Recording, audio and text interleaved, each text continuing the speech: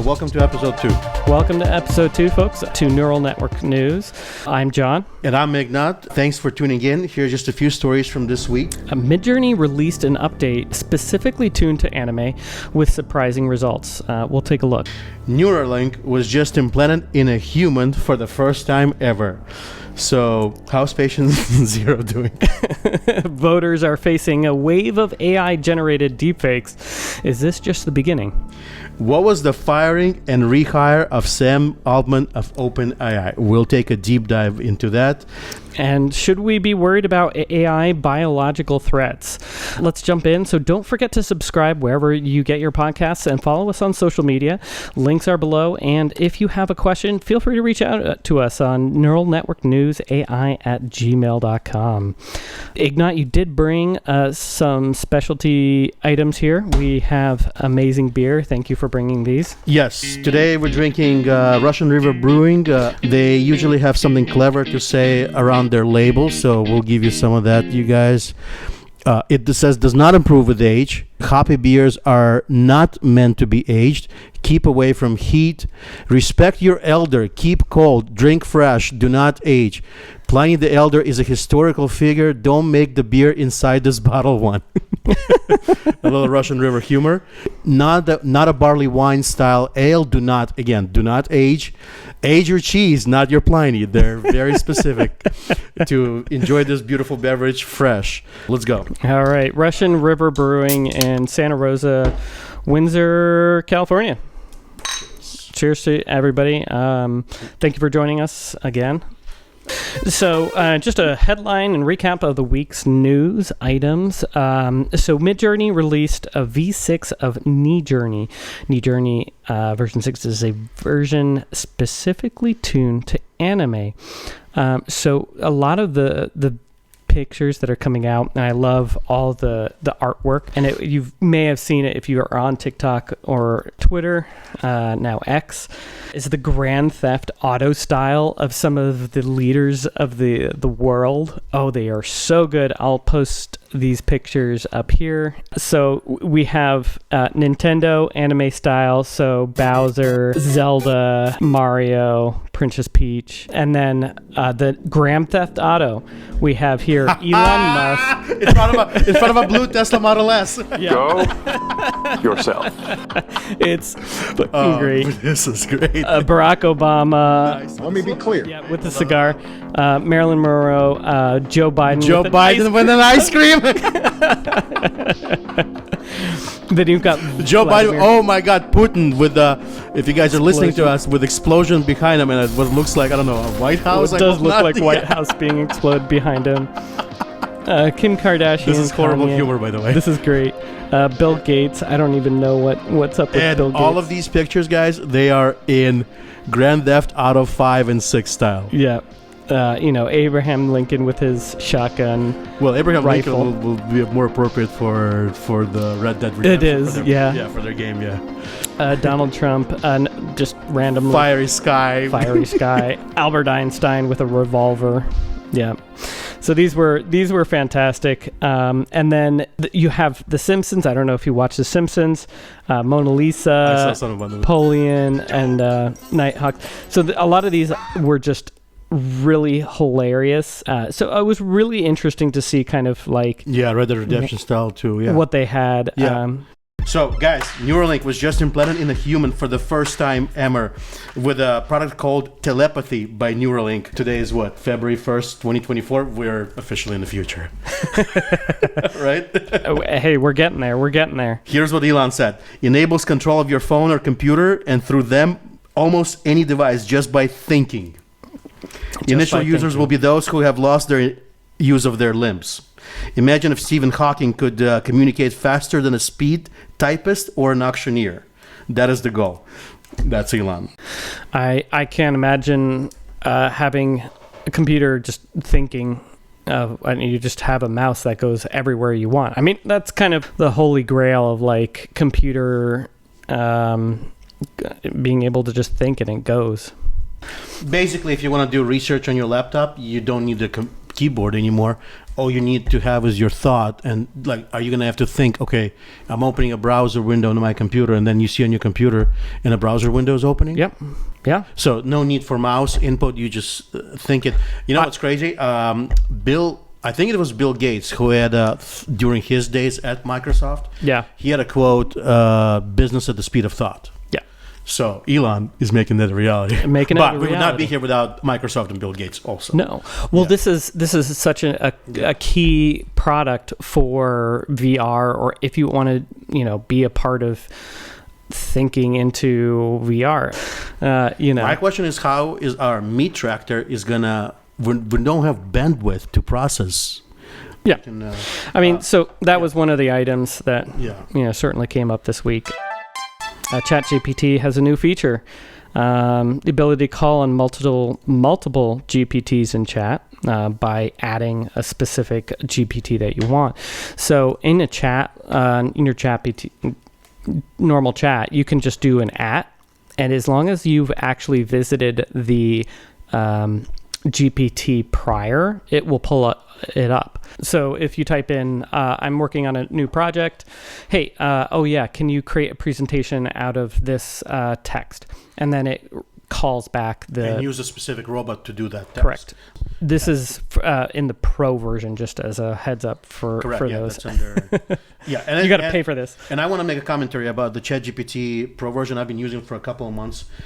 For my business, to me, it's totally worth it primarily because it has internet access, so it's all real time, and all these little innovations that they're constantly working every day. You get the latest version of that software automatically, and you get the most powerful version of it. Yeah. Anyways, totally worth it. The premium version it's the latest version of this amazing, crazy, powerful software. It's like you have a super smart assistant that speaks all languages, is a coder, knows social media marketing. Yeah.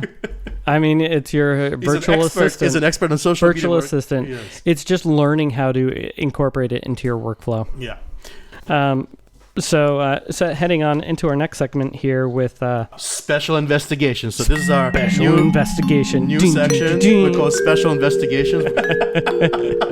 I like it. All right. You did some wonderful research and you found out some of the interesting 3 reasons that could point to the whole debacle with Altman's November 17, November 18 firing and then hiring. So so a lot of people certainly were scratching their heads with Sam Altman and what happened. Why would a board fire a CEO just out of nowhere? And he was caught off guard. I mean, it was he jumped on a call, a Zoom call, and all the board members were there, and all of a sudden you're fired and you're locked out of your computer. I mean, that's pretty incredible. There's a lot of... It's pretty incredible to happen to a person like Altman. Oh, yeah. Who is such a huge part of the OpenAI team. There's I think last time I heard him say it's 700 engineers or people that work for the company. But it's incredible that it happened to him like that, and he's at the top of that structure, and that's how he got fired. One of the first ones was that the board thought he was not communicating correctly. He was just being aloof and not actually communicating to the board. So the first one was just that they were displeased with his communication style. Right. Some suggest that he was a skilled corporate schemer who manipulated people into perceptions to keep his own standing and tactics within the organization, as well as being improperly communicating to the board what he was doing with the company.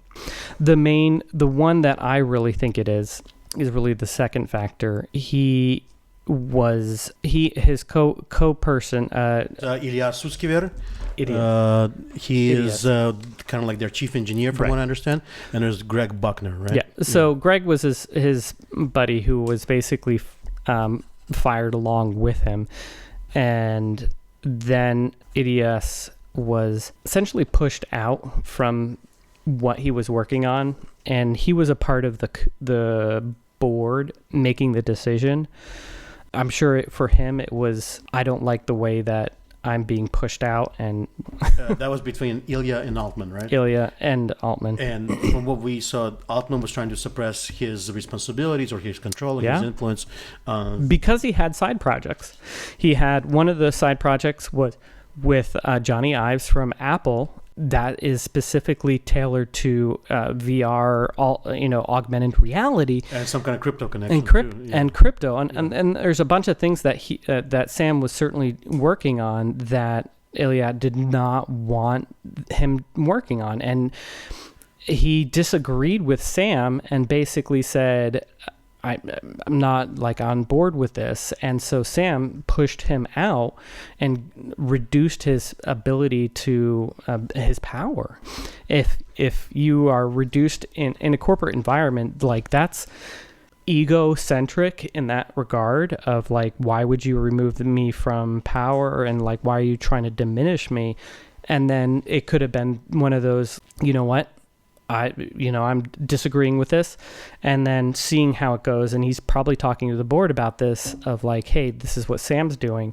And then all of a sudden, Sam has a conference, the first developers conference, and releases all of this information on what they're working on and the GPTs. And Iliad's... The GPTs, major security concern with the GPTs. But this is the same GPTs we were talking about earlier today, where they just went live with, where you can reference other GPTs right from your main chat, so to speak. Mm-hmm. And so that's exactly the same GPTs that we're talking about back in November, which was...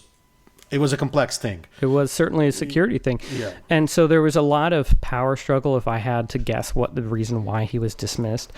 There was such an uproar. I don't think they anticipated how much loyalty that they had in the company to Sam. And everybody in the company basically was like, you know what, we're going to go to Microsoft because Sam was offered a job with Microsoft. And that was Greg. So Greg Buckner? Yeah. Buckner, right? Yep. And with Greg went the rest of the company, or majority of the company. Yeah, and so they rallied against him specifically, like, hey, what you did was wrong. We don't understand why you did it. And if a company does that, you know you have good loyalty. I mean, that speaks volumes. And so there was an about face turned, and they had to do it. That right there tells me that he's not some kind of scheming and conniving corporate predator. No. I don't get that vibe from his public persona at all. No, not at all. Yeah, I don't think it's that at all. If you see engineers and people, and majority of them, like some of the stuff we looked at, following him, then that's a sign of a good leader, and people believe in him, and they want to stick with him despite whatever the company they work for. Yeah. So to the third point of people talking about AGI, artificial general intelligence, which is the holy grail of AI, is where it's fully aware of itself and it can be even better than any human. I don't think it's that. I know that they're working on those projects. So some of the things that I had been researching is they've been working on ChatGPT 5, the lower level subscripts of the AI. Let's explain what AGI is. Let's start there. Yeah. I'll start. My understanding, it's the next level AI that is kind of sort of digitally self-aware. It is, yeah. It's the Terminator moment. Right. We're in the future. It's the Terminator moment. And if they really have it on their servers, it's this powerful technology that, you can have crazy philosophical. I mean, you already have crazy philosophical discussions with ChatGPT. Right. So supposedly they're working on a next level AGI. AGI stands for artificial general intelligence. Artificial intelligence. So that G, general intelligence. The way I understand it, it's like a self-aware technology. Yep, and it will come. It's coming a lot quicker than I think a lot of us give it credit. The AGI, the breakthrough. So OpenAI was self-aware of the, and that led one of the reasons for the Altman's for this. Yeah. So we didn't get to. We were at the firing. Let's start talking about the hiring back. You mentioned that the company got behind Greg and Altman. Yeah. So they got behind Greg and Altman, and basically they rehired him back, fired the board that was actually the ones that fired him, and they reintroduced new board members. So you have a new board that is not, a little bit more favorable for the environment that is in. The old board was not necessarily in it for the right reasons, if I had to guess. So they had disagreements on where to go with this. Yeah, so there was on exactly what we're discussing. How so to for deploy it, to AGI open it, not to open. Obviously, we don't have GPT widely available for us yet. So one of the things with AGI is there was reports on that they were working on a powerful artificial intelligence project, a project named Q, and Q-Star. Q-Star, and there were a lot of rumors that were going around that there was a breakthrough in AGI. And if they actually reached AGI, and the reason why everybody thought he was fired is because he kept it from the board. And they found out, and they're like, you have AGI, why are you keeping it from us? And they fired him because they want control of AGI, which I don't think it's not plausible for that to happen. But the fact that just happened because they were talking about a powerful new AI system most likely has to do with ChatGPT 5 rather than 4 or than AGI. Yeah. So the second is most probable because of it is a typical corporate power struggle and you see it time and time again in corporate environments. There was a tweet from Elon around that November time where Elon said something along the lines, I don't remember the tweet, if it's really that powerful technology, maybe you should let the people know and on a wide scale so that let's all be aware. Let's have a discussion on, let's say, X about it, and see if the species can. He wanted to let's know. have a general discussion about it, maybe before the release. I think that's kind of what Elon was saying with that tweet. He was thinking that it was AGI, if I had to guess, because it was the rumors were flying like crazy that it may have been AGI. Mm-hmm. There are two other less in-depth, not special investigations, more in-depth analysis. There are two of them here. Biological threats. So OpenAI is building an early warning system for large language models being capable of assisting in biological threat creation. So this basically says that they are working on a model to identify biological threats that were AI induced, but a blueprint for evaluating the risk that a large language model could aid someone in creating a biological threat. So this is talking about a little bit from earlier of it's not AI that's going to be the destruction. It's going to be us creating the destruction with new tool. We're going to be using AI to create those biological tools that could harm a person. So to counter that, OpenAI actually conducted a research system, and they said that GPT-4 at most will create a mild ability to create a biological threat. So because the AI is not good enough to actually create a biological weapon, it's at most a mild problem. So that's a biological threat, and that was one of the things that came out. Can I tell you a little cool experience I had with ChatGPT and my own personal biology? Yeah. So I had to get an MRI report on my shoulder. I injured my shoulder, and I I was able to get the MRI clinic to send me the actual report. Yeah. And it's written in this medical speak that I don't Medical understand. language, yeah. I started reading it, I'm like, I mean, it's in English, Makes but no sense. it made no sense to me. Yeah. So I copy and pasted it into ChatGPT. And it gave And I you... asked ChatGPT to translate it to tell me as if I'm a 3-year-old, Yeah. or a 5-year-old, whatever I put. And it gave me extremely awesome summary. Yeah. These are the major concerns. Yeah. This is what's not that big of a deal, but should be paying attention to. Yeah.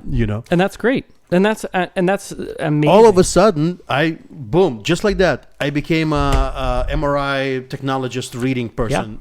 And that's a tool that is becoming. Yeah, exactly. And I could go further with it and ask, hey, what does this mean? What kind of to do? Yeah. I didn't ask it because I wanted to actually speak with the human doctor before I asked the thing to start diagnosing it. But it's already being used for diagnosis. We can maybe later in the future do, looking into exactly how it's being used in medical diagnosis.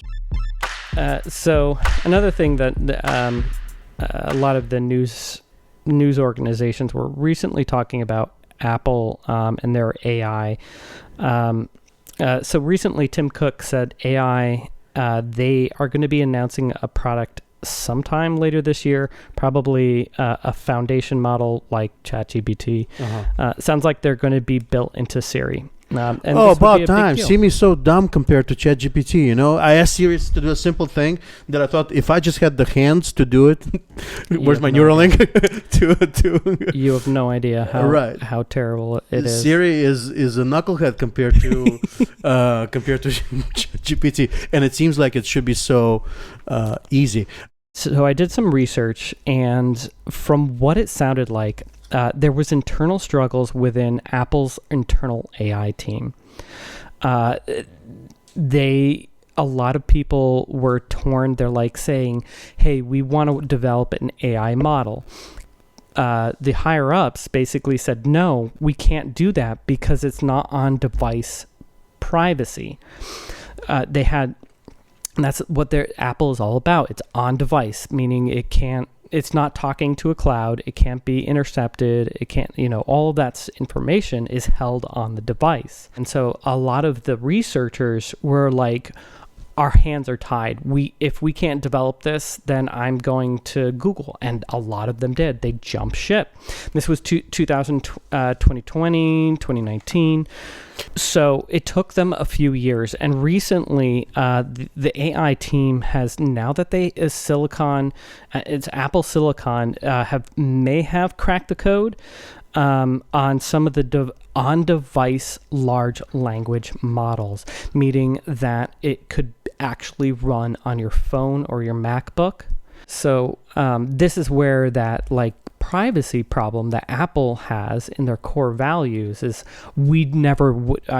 Tim was like, no, we're not doing this. Right. And that's why we all love Apple, right? Because I think of Apple a little bit slightly more privacy than, say, an Android device. Because Android device so open and so everything's available, encrypted. And everything's encrypted locally. Mm-hmm. And so that's why, Apple researchers released a study in a paper recently, specifically about the on-device large language models. And what it basically talks about is the computing power. They found out something.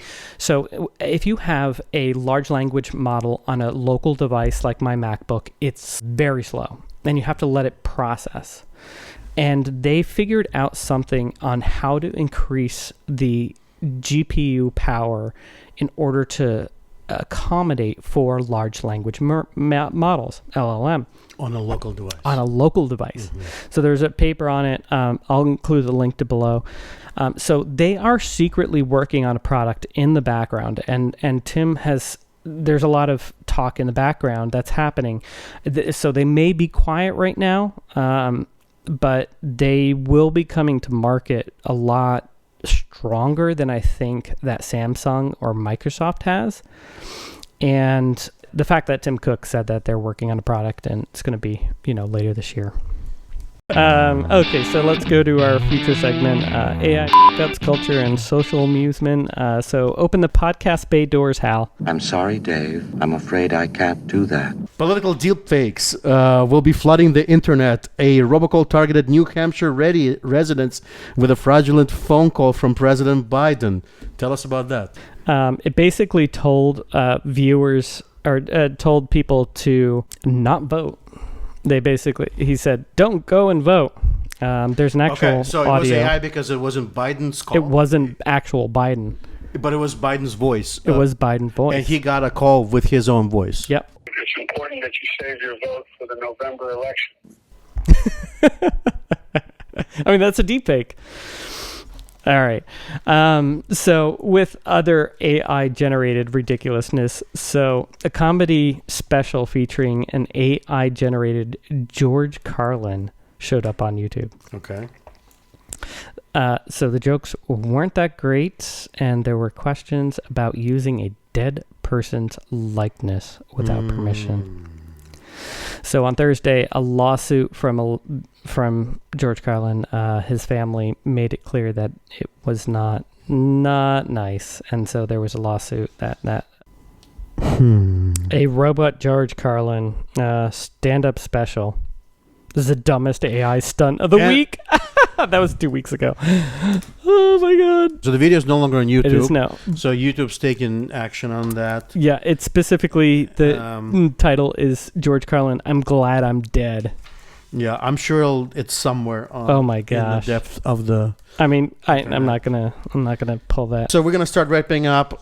There was a cool video posted by Elon. We're gonna include the link to X. It's basically Optimus going for a walk with Optimus, and what we're looking at is basically Optimus walking by itself within some kind of a Tesla world. I'm calling this the Terminator has arrived. All he needs is ChatGPT API link, and he's got the super intelligence, and it's now a physical entity. It's now a physical freaking entity with like 15 or 12 or something actuators in his fingers. Well, he's going to be incorporating Grok into it. That's right. Yeah. So our future outlook and takeaways of the future. Terminator is coming for us. I'm starting to wrap my hand around that it's coming with us. Coming with us. That's a good because idea. we're still in, it's a very cutting edge sword technology. It's a very double edged sword technology. I like that it has a head, but it doesn't have eyes, nose, and mouth. It doesn't have that humanity, so it looks like a robot. But look, it's walking autonomously. It's using a whole bunch of joints. It looks like, from what I can tell, at least 5-6 actuators, just to more. It's got to be more, just to walk. We're in the 1970s of computing right now. We have all these components. We're trying to figure out how to incorporate each together. And we want the personal computer or the AGI assistant. And we are almost there, but the problem is that we're trying to figure out how to incorporate all of them together. Something's going to happen. Some company's going to actually create it. Who's going to be the winner? I don't know. And it was an interesting statement by Sam yesterday or day before, said that AI will make it possible for one person to build a billion-dollar company very soon. Read it again. Sam Altman said AI will make it possible for one person to build a billion-dollar company very soon. That's really cool. Yeah. Thank you for the beer. It's been fantastic. I am still working through it. I'm almost done. Good. Yeah. Cheers. Episode 2 is coming to an end. Thank you for watching, guys. Yeah, thank you. It means the world to us. Help the algorithm, help us. Please like and subscribe. We really appreciate you guys watching. So thank you. And listening. We'll see you guys next time. All right. Take care. Bye.